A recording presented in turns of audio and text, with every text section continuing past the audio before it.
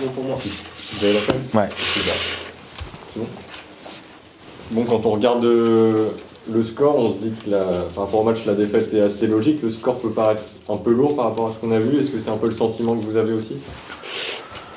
Ouais, c'est un peu sévère, même si on explose en vol dans le milieu du troisième quart-temps, où là, on joue comme une équipe qui est fatiguée et qui a manque de lucidité.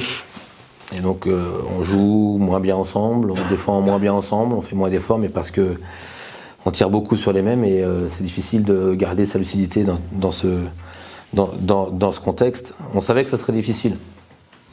Il faut quand même resituer les choses un minimum.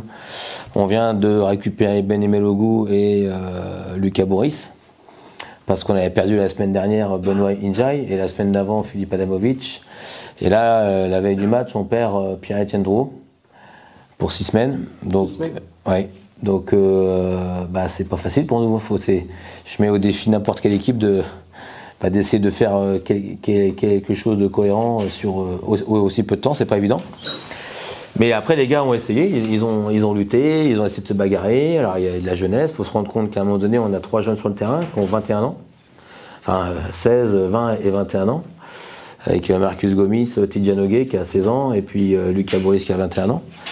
Donc, on lutte avec ce qu'on a. On voit bien que Ben Emelogu n'est pas vraiment encore en forme, mais apte à jouer à haute intensité, puisqu'il a beaucoup de lenteur. Je pense pas que ça soit un mauvais joueur, mais je pense que c'est quelqu'un qui est pas prêt à jouer, à mon avis. Et puis voilà, donc faut pas qu'on se frustre de la situation. On savait que ça serait difficile, on a lutté pendant 2 quarts-temps et demi, je dirais. C'était plutôt bien, c'était plutôt intéressant. Et puis après, c'est un peu parti à volo, mais je veux pas tirer sur mon groupe parce que on vit des choses pas faciles. Et c'est pas le moment de tirer les uns sur les autres. C'est difficile, c'est une première à domicile qui est ratée, mais qui est ratée pour des raisons qu'on connaît tous, malheureusement. Voilà, maintenant, on a une semaine pour essayer de progresser ensemble, à mieux jouer ensemble avec 2 matchs. Un match à Paris en Coupe de France et puis un match à Chalon. Il y a plus facile pour se remettre à l'endroit, mais bon, c'est comme ça, c'est la vie d'un groupe professionnel. Il faut surtout essayer de revoir le match, voir ce qu'on peut faire de mieux, voir quand est-ce qu'on a commencé à tanker vraiment, et puis essayer peut-être de reperdre personne déjà, et puis de faire en sorte de mieux jouer ensemble. Voilà, c'est tout. En attaque et en défense. Malgré tout, sur la première mi-temps, justement, on a vu de bonnes choses. C'est un peu ce qu'il faut aussi retenir pour rester dans le positif. Qu'est-ce que vous retenez de cette première période? On a vu Lucas qui, dès ses premières minutes, s'est très bien senti sur le terrain. Qu'est-ce que vous retenez un peu de ce moment? Moi, je retiens qu'on a des joueurs qui peuvent nous apporter des choses. Je pense à Lucas, effectivement, qui, quand il est sous contrôle et qu'il est encore totalement lucide, peut apporter des belles choses. Mais on compte aussi beaucoup sur lui parfois. Et à la fin, le jeu était beaucoup sur lui. Et ça fait beaucoup pour un seul homme. On joue 35 minutes. C'est pas quelqu'un qui s'économise non plus en défense. Donc, c'est pas facile. Mais oui, je retiens le fait d'avoir la volonté de jouer ensemble. Je retiens les 18 passes pour seulement 8 ballons perdus, ce qui est très bien. Première mi-temps, je trouvais une équipe qui, malgré le déficit physique et de rotation, a lutté ensemble, a travaillé ensemble intelligemment, a essayé de trouver les mismatchs qu'il fallait. Bon, on joue avec Azaya Fillmore qui passe sur son poste de jeu depuis le début de la saison. Ça fait plus de 2 mois que ça dure, donc c'est un côté frustrant. Pour lui, pour nous, pour tous, mais voilà, il faut qu'on fasse avec. C'est comme ça, et puis on vient d'intégrer notre meneur de jeu de lundi dernier. Donc il a 4 entraînements dans les pattes avec nous.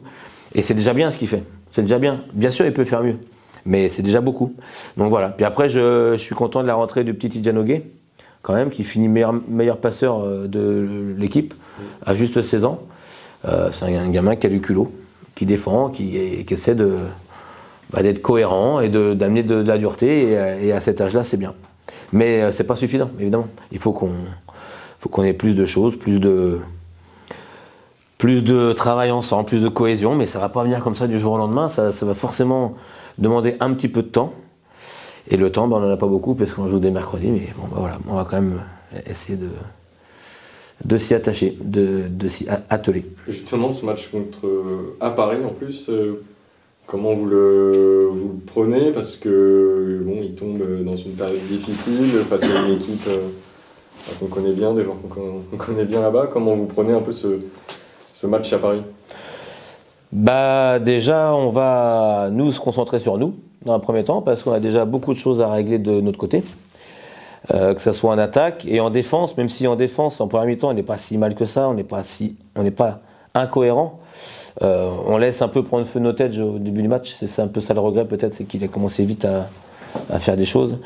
Mais après, le reste de la première mi-temps, c'était plutôt bien. Mais déjà, on va s'occuper de nous.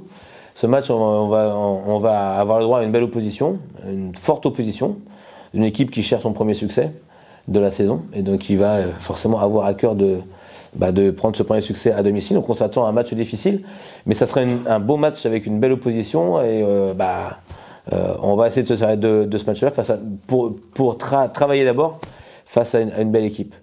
Envisager la victoire, de toute façon, si on a une chance, on la saisira. Mais encore une fois, on va d'abord se concentrer sur nous-mêmes et essayer de travailler sur nous pour préparer ensuite Châlons qui restera le match important de la semaine, même si on n'ira pas à Paris en victime expiatoire, mais pour essayer de continuer à construire les choses ensemble. Pour finir, quelles sont les précisions concernant Pierre-Etienne? Ce n'est pas le poignet? Non. Alors Pierre-Etienne, milieu d'entraînement hier, sur une action assez anodine entre guillemets, il a voulu faire un reverse en contre-attaque, il a senti une vive douleur dans la cuisse. Alors je crois que c'est la cuisse droite, si je ne m'abuse. Et donc l'échographie a montré une lésion musculaire de stade 3. Donc on est entre 4 et 6 semaines, plutôt proche des 6 semaines. Ça nous amène jusqu'à la trêve internationale, en tout cas. Donc c'est dommage parce qu'il était en train de remonter en puissance. On se rappelle qu'il a fait une partie de la pré-saison seulement et on commençait à retrouver le PE dont on a besoin, qui a amené aussi une belle rotation sur les ailes, avec de la densité athlétique et puis physique. Bon, malheureusement, on le perd. Donc là, maintenant, c'est compliqué. Maintenant, il faut d'abord qu'on ne perde plus personne d'autre, et puis qu'on essaye de mieux jouer ensemble, et surtout sur 40 minutes. Parce que là, on a joué 25 minutes, et puis après, c'était vraiment dur sur le plan physique. Est-ce qu'il n'y a pas un petit regret ce soir de ne pas avoir tenu un petit peu plus longtemps, notamment avec les lancers? Il y a eu un 0 sur 6 qui était à un moment à moins 7, moins 8 de faire la bascule. Est-ce que tenir peut-être 3, 4, 5 minutes aurait été plus positif de votre côté? C'est une bonne remarque parce que c'est vrai qu'ils ont eu 5 fautes d'équipe assez rapidement dans le troisième quart-temps. Et donc on essayait de provoquer. Et puis là c'est vrai qu'on a un petit moment où, peut-être avec de la fatigue aussi, justement, où on a raté les lancers francs qui auraient pu nous laisser un petit peu survivre encore un petit peu plus longtemps, et puis peut-être y croire un peu plus longtemps, et puis jouer sur les choses simples juste pour trouver des lancers francs faciles, des points faciles. Et c'est vrai qu'à ce moment-là, malheureusement, on a ce déficit d'adresse sur la ligne des lancers francs, mais qui s'explique pour moi par de la fatigue, et puis parce que c'est vraiment dur avec une équipe d'Antibes qui est quand même très athlétique et qui est au complet. De lutter sur 40 minutes. Donc voilà, chez eux, le joueur qui a joué le plus longtemps c'est 35 minutes, c'est Tim Derksen. Après ça va pas plus haut que 28. Bon, moi j'en ai déjà 3 à 35, 35, 37. Et là forcément c'est très compliqué de tenir. Et malheureusement, on est un peu obligé de faire ça depuis le début de la pré-saison parce qu'on a à chaque fois Philippe Adamovic qu'on a perdu il y a 3 semaines, Ben la semaine dernière, là PE. À chaque fois, si on perd un jeu par semaine, on va plus aller très loin maintenant.